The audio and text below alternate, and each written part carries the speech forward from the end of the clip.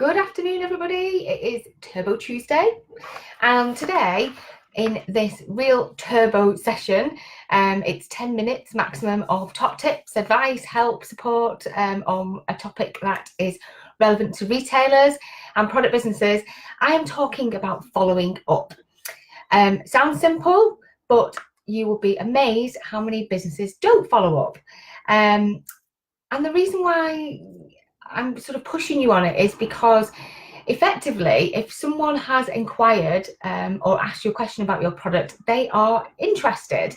They may not convert to buying fully, to buying it, or they may not be a customer if you offer a service, but they've taken a step by contacting you, asking about your products or your services, and so they've shown interest. And the worst thing we can do is not reply or reply and not follow up. And really we've lost what could be, you know, a really hot lead on a sale.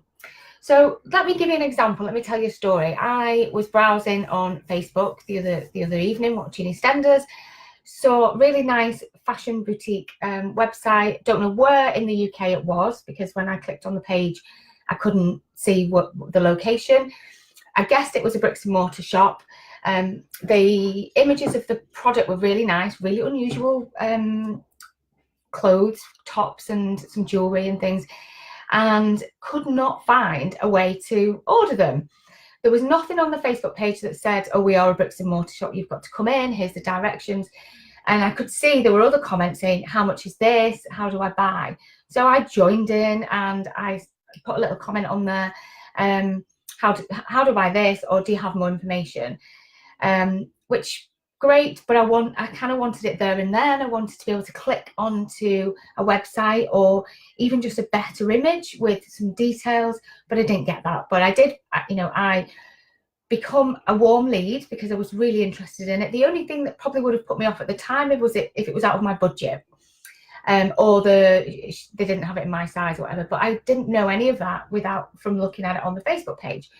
So I made this comment and said, you know, how much is it? How do I buy? And then, you know, as everybody else on Facebook, I got engrossed in EastEnders. I went to make a brew. I forgot all about it. Anyway, a few days later, I did get a message in my messenger box that had the text, literally just some text about the information. Hi, the item you asked about is available in 3 colours and these sizes, and this is the price. No link, but at least had a little bit more information. And I had to then cast my mind back to what the product was, because I'd commented on a few other things that evening, and you know, remembered what it was. But it was a challenge for me, because, you know, I would then have to go back to her, and so they'd lost the sale essentially because they made it quite difficult for me to buy. However, if they were a savvy retailer, they could have replied to me, you know, even later on that evening with more information. Could have thought, oh, crumbs, you know, we haven't got anything back from this woman. She's asked and we've sent her some information. Actually, we could ask, is that everything she needs? We could give a phone number. We could respond back with an email address or even a PayPal invoice. But I got nothing.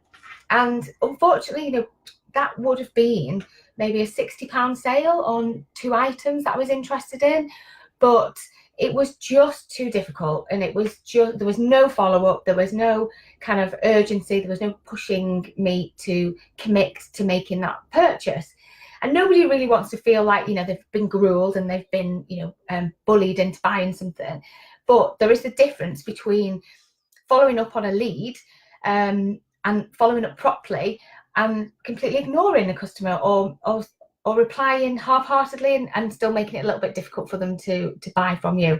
So my top tip today is to stay in touch with anybody that messages you or comments on your Facebook page or phones you or emails you or even pops into the shop and asks you, you know, are you going to get these back in size 12, or are you getting any more of these in a different color? Make a little note in a leads book or something. Take the phone number, take the email address, and respond to them when when the item does come back in stock, because they are massive wasted opportunities. They are, to have a customer show a real interest in a product, you know, it's a golden ticket, and we are wasting opportunities by not following up. And you know, if you been listening to some of my teachings, I always say really make it easy for people to buy from you. Add your prices on, add links in the comments. You make sure customers know how they can buy from you. If you haven't got a website and you've got a shop, make sure they know that, but also make sure they know they can phone you, or they can order online, or they can email you, and you will send it out. Don't make it difficult for them by hiding the prices or creating, you know, some kind of quest that they've got to follow to make that purchase. So if you've done all that and you get a response on Facebook, or you get a response on Instagram, or even an email message or a messenger message, always make sure you follow up. It's not being pushy. You are just checking in with that customer. You can do it in a very easy, light-hearted way. Hi, just wondering, do you have everything you need in terms of the product? Do you want any more information? I'm here. And give them the link again. If you don't have a link, if you have a bricks and mortar shop and people can buy from your Facebook images, send them more information again, or let them know that you've got it back in stock, or tell them that you have got stock expected on Saturday. And you know, make sure you give them as much information as you need. People are so busy, they comment on things on Facebook and then they go off and do other things and they forget totally. It's down to you to keep hold of that lead and sort of rein it in a little bit, and contact that customer, give them the information, kind of remind them what they've commented on, tell them that it's there, make it easy for them to buy, but most importantly, follow up. So yeah, that is my top tip for today. There is thousands and millions and hundreds of thousands of pounds being lost in revenue from retailers, small retailers, not following up with, let me just turn this off, not following up with interested potential customers. Hi Suzanne, how are you? Hope you're all right. Hope the weather's shining over in Chester. It's nice, lovely and sunny here. Bit hot in the she shed. So yes, that is my top tip for today. Follow up, follow up, follow up. Don't make it difficult for people to buy from you. Give them all the information they need. If you don't have a website, that's okay. People are used to paying by PayPal or WhatsApp. They are used to that, because a lot of small businesses do it. We don't have a lot of us don't have websites. But make it really easy for them. Remind them if they've commented on something, they've shown interest, remind them by sending them a little message or replying back to their comment a couple of days later.